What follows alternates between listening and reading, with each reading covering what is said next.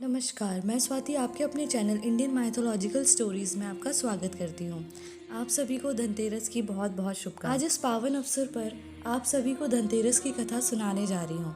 आइए सुनते हैं। पावन दिन को उत्तरी भारत में कार्तिक कृष्ण पक्ष की त्रयोदशी तिथि के दिन धनतेरस का पर्व पूरी श्रद्धा व विश्वास के साथ मनाया जाता है। धन्वंतरि के अलावा इस दिन देवी लक्ष्मी और धन के देवता कुबेर की भी पूजा करने की मान्यता है। कहा जाता है कि एक समय भगवान विष्णु मृत्यु लोक में विचरण करने के लिए आ रहे थे। तब लक्ष्मी जी ने भी उनके साथ चलने का आग्रह किया। तब विष्णु जी ने कहा कि यदि मैं जो बात कहूँ तुम अगर वैसा ही मानो तो फिर चलो। तब लक्ष्मी जी उनकी बात मान गई और भगवान विष्णु के साथ भूमंडल पर आ गई।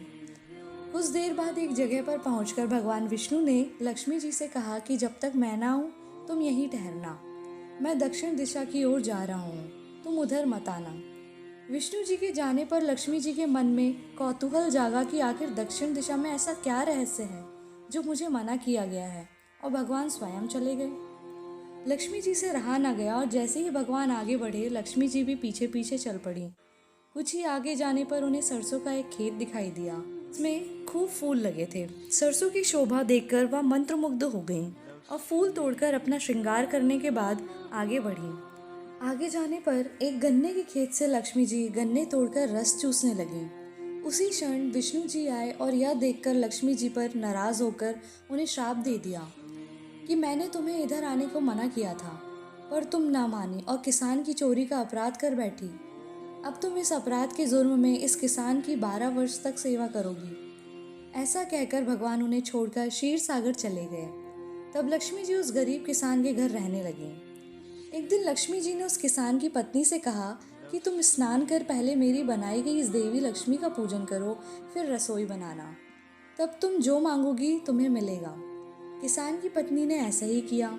पूजा के प्रभाव और लक्ष्मी की कृपा से किसान का घर दूसरे ही दिन अन्न धन रत्न स्वर्ण आदि से भर गया।